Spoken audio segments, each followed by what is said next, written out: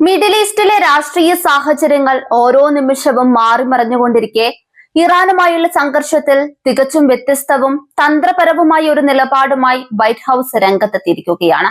President Donald Trump ഇറാനുമേൽ യാതൊരുവിധ സമയപരിധിയും നിശ്ചയിച്ചിട്ടില്ലെന്ന വാർത്ത ആഗോള രാഷ്ട്രീയ കേന്ദ്രങ്ങളെ ഒന്നടങ്കം അമ്പരപ്പിച്ചിരിക്കുകയാണ്. സാധാരണയായി ഇത്തരം നയതന്ത്ര നീക്കങ്ങളിൽ വ്യക്തമായ അവസാന തീയതികളിൽ നിശ്ചയിക്കാറുള്ള ട്രംപ് ഇവിടെ ക്ഷമയോടെയുള്ള കാത്തിരിപ്പ് എന്ന പുതിയ തന്ത്രമാണ് പയറ്റുന്നത്. White House press secretary Karoline Leavitt ആണ് അമേരിക്കയുടെ ഈ പുതിയ നിലപാട് ഔദ്യോഗികമായി സ്ഥിരീകരിച്ചത്. വെടിനിർത്തൽ കാലാവധി നീട്ടിയിട്ടുണ്ടെങ്കിലും ഇറാന് മേലുള്ള സാമ്പത്തിക സമ്മർദ്ദത്തിൽ ഒരു വിട്ടുവീഴ്ചയ്ക്കും തയ്യാറല്ലെന്ന് അമേരിക്കൻ ഭരണകൂടം വ്യക്തമാക്കുന്നു. സമാധാനത്തിന്റെ വഴി തുറന്നു വെക്കുമ്പോഴും ഇറാന്റെ സാമ്പത്തിക സ്രോതസ്സുകൾ പൂർണ്ണമായും അടച്ചുപൂട്ടുക എന്നതാണ് ട്രംപിന്റെ ലക്ഷ്യം. അമേരിക്കൻ കണക്കുകൾ പ്രകാരം ഈ സാമ്പത്തിക ഉപരോധം ഇറാനെ അക്ഷരാർത്ഥത്തിൽ ശ്വാസം മുട്ടിച്ചുകൊണ്ടിരിക്കുകയാണ്.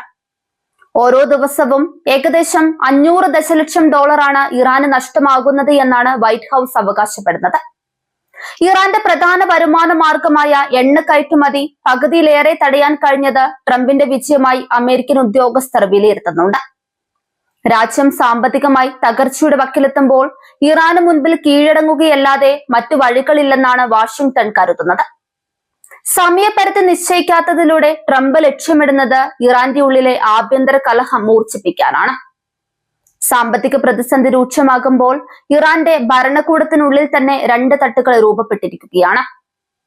കർക്കശ നിലപാടുള്ള തീവ്രവാദികളും ചർച്ചകൾക്ക് തയ്യാറുള്ള പ്രയോഗവാദികളും തമ്മിലുള്ള തർക്കം ഇറാനിലെ രാഷ്ട്രീയ സാഹചര്യത്തെ കൂടുതൽ സങ്കീർണമാക്കുന്നു.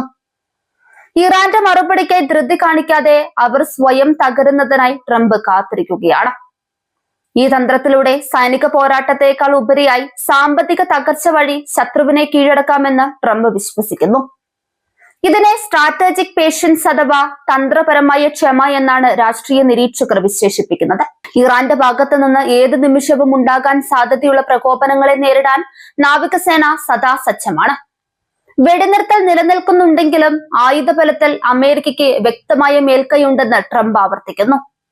ഗൾഫ് മേഖലയിലെ സഖ്യരാജ്യങ്ങളെ കൂട്ടുപിടിച്ച് ഇറാനെ ഒറ്റപ്പെടുത്തുന്ന നയമാണ് ഇപ്പോൾ നടപ്പിലാക്കുന്നത്. ഇത് ഇറാന്റെ ആത്മവിശ്വാസത്തെ വലിയ രീതിയിൽ ബാധിച്ചിട്ടുണ്ട്. ഇറാനിലെ ജനങ്ങൾക്കിടയിലും ഭരണകൂടത്തോടുള്ള ഈ അമർഷം പടരുന്നതായി റിപ്പോർട്ടുകളുണ്ട്. ആവശ്യ സാധനങ്ങളുടെ വിലക്കയറ്റവും തൊഴിലില്ലായ്മയും ഇറാനിലെ തെരുവുകളെ പ്രക്ഷുബ്ധമാക്കുന്നു.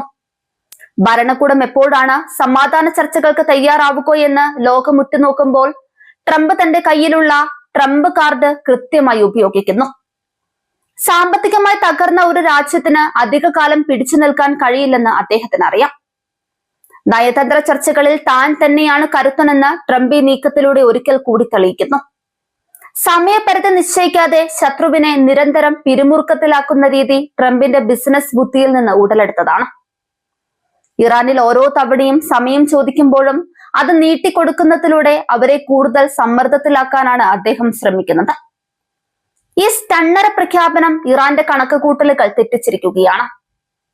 അതേസമയം അമേരിക്കൻ ഭരണകൂടത്തിനുള്ളിൽ തന്നെ ഈ നയത്തോടുള്ള അഭിപ്രായ വ്യത്യാസങ്ങൾ നിലനിൽക്കുന്നുണ്ട്.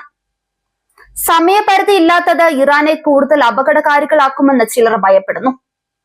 എന്നാൽ ട്രംപിന്റെ വിശ്വസ്തർ പറയുന്നത് ഇത് ഇറാന്റെ അഹങ്കാരം തകർക്കാനുള്ള ഏറ്റവും നല്ല മാർഗമാണെന്നാണ്. എണ്ണക്കടത്തും വിദേശ നിക്ഷേപങ്ങളും തടയുന്നതിലൂടെ ഇറാന്റെ സാമ്പത്തിക നട്ടെല്ലൊടിക്കാനാണ് അമേരിക്കയുടെ ശ്രമം. ഹോർമുസ് കടലിടുക്കിലെ നാവിക ഉപരോധം കൂടുതൽ കർക്കശമാക്കാനാണ് ട്രംപിന്റെ അടുത്ത നീക്കം. നിഴൽ കപ്പലുകളെയും രഹസ്യ എണ്ണ കൈമാറ്റങ്ങളെയും കണ്ടെത്താൻ അത്യാധുനിക സാങ്കേതിക വിദ്യകൾ അമേരിക്ക ഉപയോഗിച്ചു തുടങ്ങിയിട്ടുണ്ട്. ഇത് ഇറാന്റെ വരുമാന മാർഗങ്ങളെ പൂർണ്ണമായും ഇല്ലാതാക്കും. വാഷിംഗ്ടണിൽ നിന്നുള്ള പുതിയ സന്ദേശം വ്യക്തമാണ്: ഞങ്ങൾ കാത്തിരിക്കും, പക്ഷേ കീഴടങ്ങുക എന്നത് നിങ്ങളുടെ മാത്രം ആവശ്യമാണ്. ഈ സന്ദേശം ഇറാന്റെ എല്ലാ തന്ത്രങ്ങളെയും നിഷ്പ്രഭമാക്കുന്നു. മിഡിൽ ഈസ്റ്റിലെ സമാധാനം എന്നത് ഇപ്പോൾ ട്രംപിന്റെ നിബന്ധനകൾക്ക് വിധേയമായിരിക്കുകയാണ്. ആഗോള വിപണിയിലെ എണ്ണവിലയിൽ വലിയ മാറ്റങ്ങൾ വരാതെ തന്നെ ഇറാനെ നിലയ്ക്ക് നിർത്താൻ കഴിയുന്നത് ട്രംപിന്റെ വലിയൊരു നേട്ടമായി കണക്കാക്കപ്പെടുന്നുണ്ട്. ഭരണകൂടത്തിന്റെ ഈ പുതിയ നീക്കം ട്രംപിന്റെ രാഷ്ട്രീയ ജീവിതത്തിലെ ഏറ്റവും നിർണായകമായ ഒന്നായി മാറിയേക്കാം. സൈനിക ആക്രമണം നടത്താതെ തന്നെ ഒരു രാജ്യത്തെ വരുതിക്ക് കൊണ്ടുവരാൻ കഴിയുമോ എന്ന് ലോകം കാണാൻ പോവുകയാണ്. ഇറാന്റെ ഓരോ നീക്കത്തെയും നിരീക്ഷിച്ച് അമേരിക്ക കരുതലോടെ മുന്നോട്ട് പോകുമ്പോൾ മിഡിൽ ഈസ്റ്റ് ചരിത്രത്തിലെ ഏറ്റവും വലിയ നയതന്ത്ര നാടകമാണ് അരങ്ങേറിക്കൊണ്ടിരിക്കുന്നത്. ട്രംപിന്റെ ഈ നോ ഡെഡ് ലൈൻ നയം ഒരു വലിയ ചോദ്യം ഉയർത്തുന്നുണ്ട്. ഇറാന് എത്ര കാലം ഈ സാമ്പത്തിക ആഘാതം താങ്ങാൻ കഴിയും? ഓരോ ദിവസവും 500 ദശലക്ഷം ഡോളർ നഷ്ടമാകുമ്പോൾ ഇറാന്റെ ഖജനാവ് കാലിയാകാൻ അധികം സമയം വേണ്ടിവരില്ല. സമാധാന ചർച്ചകളിൽ തങ്ങൾക്ക് അനുകൂലമായ കരാറുകൾ ഒപ്പിടാൻ അമേരിക്കയ്ക്ക് ലഭിക്കുന്ന ഏറ്റവും വലിയ ആയുധമാണ് ഈ സാമ്പത്തിക തകർച്ച. ട്രംപ് കാത്തിരിക്കുന്നത് ആ നിമിഷത്തിനായാണ്.